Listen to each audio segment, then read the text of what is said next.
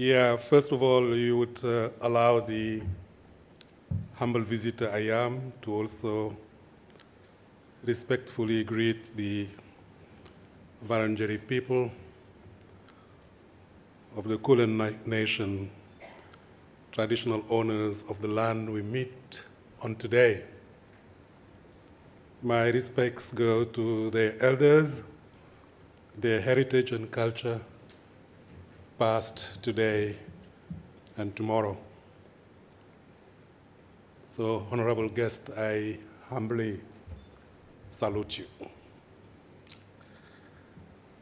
So, dear Red Cross volunteers and members, Chairman Craig Victory, dear President Michael, dear Rob, colleagues and friends, to come here, I traveled very far. I had to travel so far to yet discover again how close we are. I traveled far to discover that we are all about the same. We are about respect. As it has been emphasized this morning, we are about people, human beings who are at the center of everything we do. We are about dignity.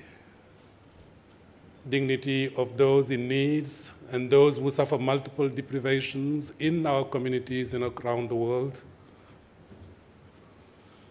We are each of us a strong link to this universal chain of humanity that is bringing us together. Yes, we are the Red Cross and Red Crescent movement, still on our journey through the ages and through over the mountains and oceans around the globe to simply do one thing: serving our fellow human beings.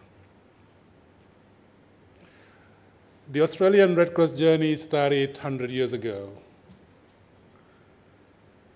but it only takes three Craig Vickery in this room, to some 120 years of humanitarian work. So dare I say, if I look at the sum of all the years of commitment in this room, maybe we're also celebrating thousands of years of humanitarian work in this country. So I congratulate you for the 100 years, and I congratulate you all for the thousands of years of humanitarian action. Your journey started in the days that followed the First World War. Then forefathers and mothers decided in those very difficult times when the world was divided to take sides. And their side was to be part of the solution and not the problem. They started when humanitarian action was very challenging then. They started at the time when it was crucial. But it was quite straightforward at that time.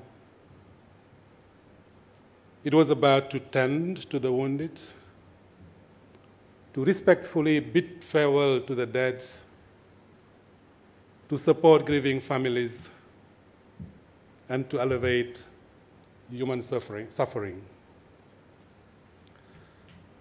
Their start 100 years ago was a continuation of the same journey, which started half a century earlier than theirs by Henri Dunant, the source from which we continue to drink, all of us, and whose name honors this lecture, which I have the pleasure and the privilege to present to you today. Indeed, what an honor and privilege for one of the humble travelers I am, and just a simple servant in front of you who carries his whole fortune in one same symbol, same common bundle, a bundle heavy with passion, commitment we share, faith, but also doubts.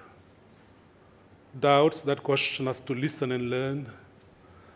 Doubts that help to serve and not to judge. Doubts that respect things even we don't understand sometimes.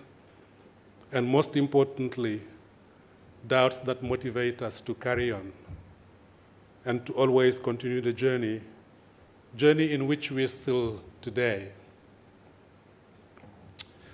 Throughout our journey, our world has been changing, and it has been changing now rapidly and very rapidly at a pace that we never experienced before.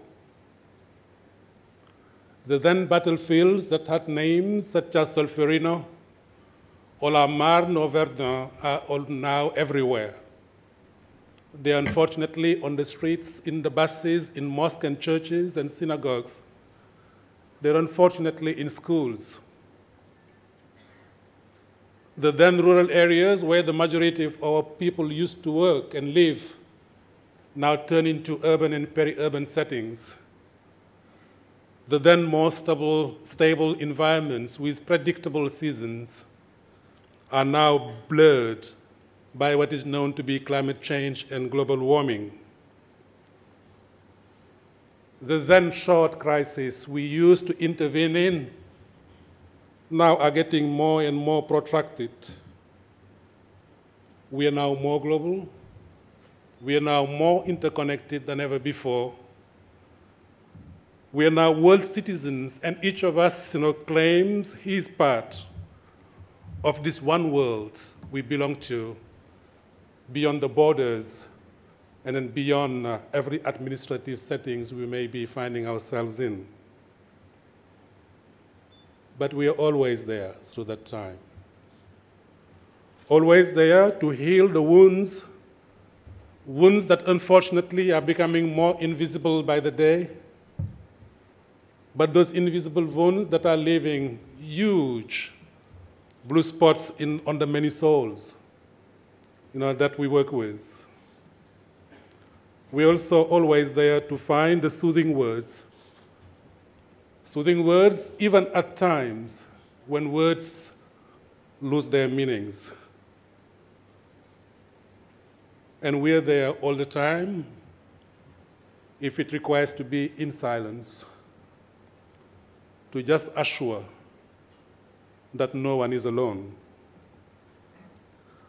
We're always there to remind that humanity does not stop with the end of life, that remains the link between the living and the dead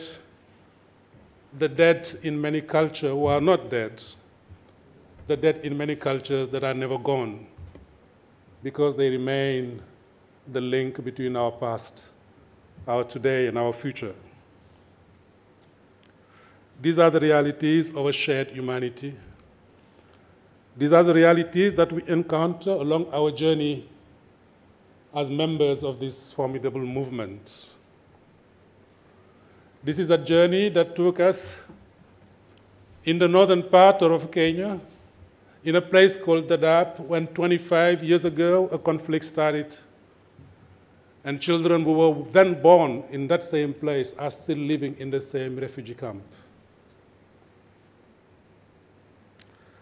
That is the reality that we experience today in the Iraqi Kurdistan, when we see an unbearable shame in the eye of our fellow human beings that receive our aid, reminding us that it is not about food only, but it is also about human dignity. It is a journey that takes us to the many refugee camps today, where the stinging look of children remind us that they have lost their innocence because of the many horrible things that they have witnessed over time. And if we do not address those needs, we are all risk to face a lost generation. The risk of a lost generation that gives us an opportunity maybe to plant the seed, the tomorrow seed of reconciliation, the seeds of tomorrow for tolerance, and for a better world. This is the same reality that took us, many of us in this room, some weeks ago to Fukushima, where a nuclear accident reminded us how fragile we can be even in the most sophisticated places on earth we might live. That is the reality of Haiyan, that devastated part of the region not far away from here. But it was a great possibility and an opportunity to mobilize the solidarity of this movement we all belong to. This is also a reality where, as I said, words no longer have a meaning. When a sobbing mother over a dead body of a child is asked to be strong and to have faith, and when she asked where faith and strength is, and then she was pointed to her heart, she said, that is exactly where I'm hurt. And that reminds us that it is, again, and our healing is about healing the invisible. It's about also listening the silence, that is surrounding us. That's what we are about, and that's what we address, and why. Because as a movement, we draw our legitimacy from the same communities we work and live. And that is why, coming to Australia, I salute you for drawing your legitimacy from your very communities, and then you live and then work. Throughout Australia, though it is very far from its neighboring country, you've always been connected to humanitarian issues that affect us all. But you always started at home, be it to prevent bushfires and floods. As last year, 200 homes were lost and many others damaged in bushfires across northwest New South Wales, sorry. Communities, businesses, utilities, and infrastructure were also affected. Red Cross is working with communities as they rebuild their lives, going door to door, checking on residents, connecting them with support services. Your leadership in disaster preparedness, response, and recovery is to be commended. It doesn't stop at home. We live in a region which is also disproportionately affected. Last year alone, 100 million people worldwide were affected by disaster. 87% of them live in Asia. Thank you, Australian Red Cross and supporters in this room, for always responding, not only at home, but also abroad.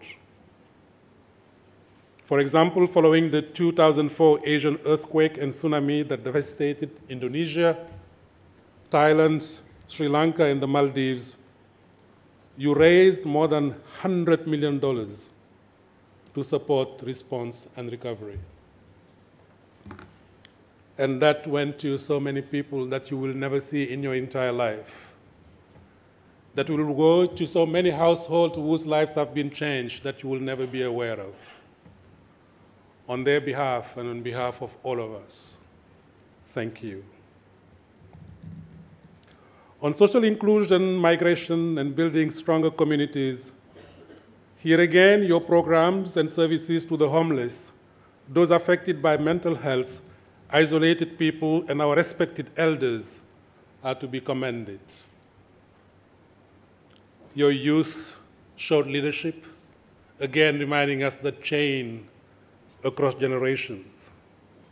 In your commitment to working with our regional peoples as they determine and lead their own solutions, reminding us again that it is about respect, it is about understanding, it is about looking for homegrown solutions to home problems. Your support to migrants, asylum seekers, and victims of trafficking also be the landmark of this country, which, if I had to paraphrase Mandela, constitute a rainbow nation from the different parts of the world, building this one community so beautifully represented by all of you in this room. If we look forward and building on those lessons, We must build safe spaces, and I emphasize safe spaces, where citizens can share issues, knowledge, fear, and wisdom. We must continue to look to communities themselves to identify their development priorities and solutions.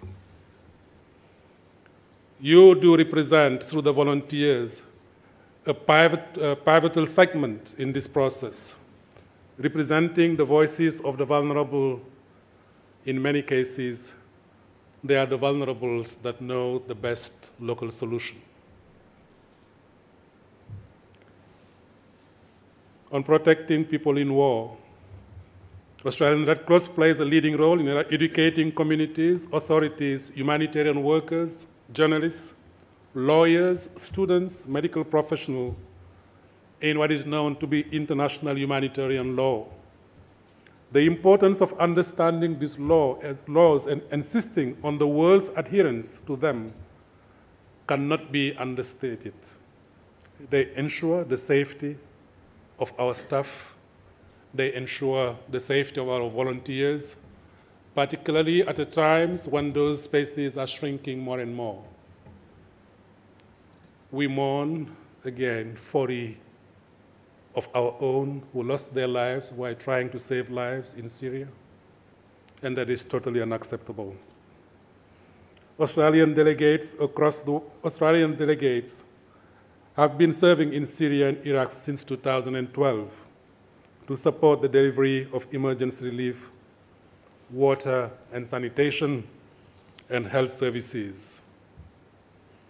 You send workers to Lebanon and Jordan, as well as in Iraq. So our ability to ensure their safety is paramount. Here we have a shared commitment and a shared accountability and a shared responsibility that no one loses life while trying to save lives.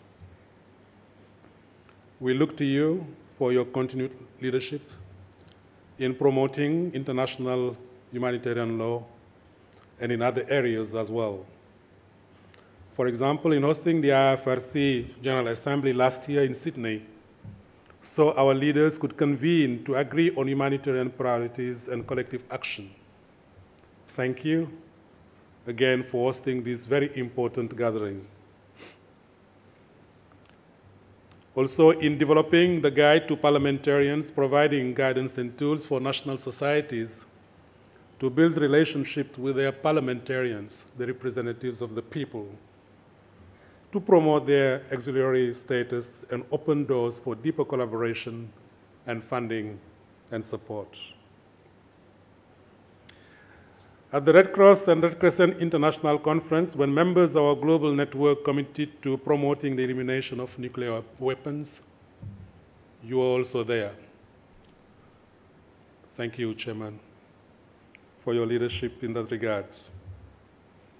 You continue to lead and advocate at global fora on this important issue, such as with our IFRC delegation at the Vienna conference and the humanitarian impact on nuclear weapons that is scheduled to happen next month. The effects of nuclear weapons are still felt here in the Pacific, in the nearby Marshall Islands. This year, 2014, marks the 60th anniversary of the largest nuclear weapon ever detonated close to Bikini Atoll, which still today remains uninhabitable.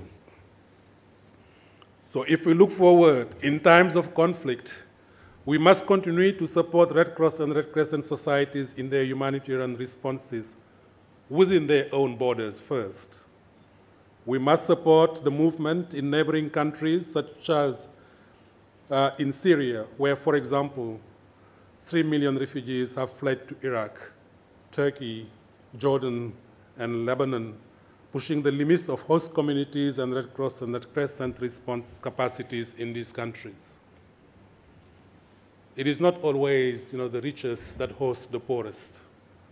It is often, the neighboring countries where, we experience, the poorest communities where the poorest of the poor share their last grain, to welcome the needy where the poorest women take care of the needy child before any humanitarian organization, whatever the flag might be, come on board. We must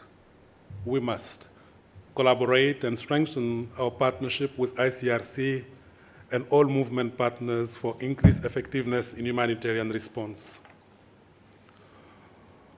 On health, non-communicable diseases, also known as lifestyle diseases, are outpacing communicable diseases as a cause of mortality. And in Australia, NCDs account for 91% of total deaths. And there is a 9% probability of suffering of premature death due to one of the main NCDs, such as cardiovascular disease and diabetes. In neighboring islands, NCDs account for approximately 75% of all deaths in the Pacific. That reminds me to say a few words on Ebola. And I know this is on the top of many people's minds. Thank you, Australian Red Cross, for helping to contain the Ebola epidemic only where we can stop it, right there where it is happening, at the epicenter, in Guinea, Liberia, and Sierra Leone. Civil war has left those countries with very weak health systems, so we must scale up our response to meet the magnitude of the crisis. So we need more people on the ground, more equipment to protect ourselves so that we don't risk any infection of those who help. We need more resources and thinking about the aftermath, because we will contain Ebola, no doubt about it. And when that day comes, Red Cross volunteers will still be there on the ground, as they usually do, always on the side of their communities to rebuild back and rebuild back better, so that when the next shocks arrive, the impact can be minimized and will not lead to the disastrous situation that we're experiencing today. We can reflect on the future of humanitarian action. Well, let's start by looking back in history. In 1914, what marked the world? The first scheduled airline flight departed St. Petersburg then.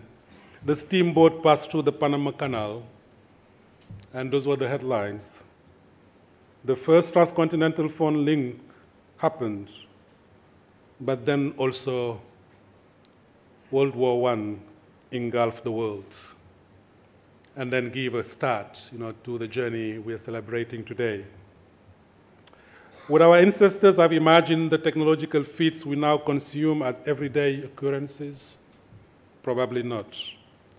Could they comprehend the scale of suffering we have inflicted on our own? Maybe not. 100 years from now, they will be 2114. I don't know what the world will look like. What will be the humanitarian needs for the 22nd century? What we do know is that our world will change dramatically. I cannot know exactly what the next century holds, yet I see that the future of humanitarian actions require that we plan and get ready for the long term. For the long term, because of protracted nature of crisis that I mentioned before, because of the blurring lines between what we usually call emergency and then development and then recovery, to put ourselves into a continuum, to be always there on the side of those who need us, and be able to shift gear when the situation changes and respond to a scale that is going to be meaningful. That will change dramatically the way we will be operating. Governance will be leaving the boardroom to be on the streets. Accountability will be vis-à-vis each of us. We would want transparency, not for any donor, but for our own sake. We would want results for ourselves. We would like to see impact for the beneficiaries. before we want it for the supporters. We will gain our legitimacy that through the diversity that will be reflecting who we are in gender, in ethnicity, in young people. The fundamental principles that we've just read and celebrated will remain as effective as they are today and as effective they were 150 years ago. Neutrality and independence, by which we work and gain access to vulnerable communities, they will be more relevant than ever before. We must continue to promote these principles and their adoption by others more widely in their daily work. They are our greatest conduit for principled humanitarian actions, values people can relate to worldwide, regardless of anything that seems to divide us. They will remind us of what we are about and bring us back to what unites us. We are fortunate the world responds generously to the Red Cross and the Red Crescent in times of emergency. We don't take that for granted. It is a responsibility that we carry, a responsibility we carry seriously. The world puts us in trust. Its trust in us and speaks to the power of the promise we deliver on every day in communities. We don't have any other choice but to deliver on our promises. Sometimes circumstances force us not to deliver on our promises. If we work in an Ebola center, then we promise communities that we take your sick loved ones and then to a treatment center. Expectation is to bring them back. In 60% of the cases we want. We want to bring them back alive, and if they die, we will also ask them to entrust us with them to safely, respectfully, and in a dignified manner, accompany them to their last place of rest. We are the Red Cross movement. We don't belong to those who manage dead bodies. We don't belong to those who dispose of dead bodies. We are the ones that accompany our dead fellow human beings, to their last place of rest. Well, my opening keynote is named the Henri Dunant Lecture. More than 150 years ago, when he conceived of the notion of relief societies to care for the wounded in war, would Mr. Dunant have ever imagined how far his vision would reach and how many it would benefit? Today, we are a network of 189 national societies. We are 17 million volunteers. 85 million people are served each year in disaster response and recovery. 97 million more are served every year in long-term development programs. But we want to be even more successful so that our success is not measured in the growing numbers of people in need, but our success in the future will be every time that we intervene, the next time around, there will be less people in need. In 150 years, we have grown from one person's thoughtful idea to a global movement that plays a meaningful role in the lives of hundreds of millions of people. With the technology and means that the world has the capacity to offer humankind, imagine what we can achieve together 100 years from now. If we decide to put it to good use, if we decide and take side and make an option like our forefathers and mothers did 100 years ago, namely, to be part of the solution and never part of the problem. I believe with you in the power of the Australian Red Cross, the International Red Cross and Red Crescent movement, and the generations of humanitarians that will follow to change this world. We all have a move to make now, a move from them and us to a strong collective we. A move from exclusion to inclusion and tolerance. A move where stigma and discrimination is the word of the day that we do care, we do support. That can only be achieved through partnership. Partnership between the rich and the poor, partnership between men and women, partnership between the rural of yesterday, which becomes the urban of today, partnership between this generation and the next one. Yes, let me again quote Patek Philippe. You don't own Red Cross. You merely keep it for the next generation. So to our young leaders, the journey will continue, lead us in the future, and we will always be there on your side. Thank you very much.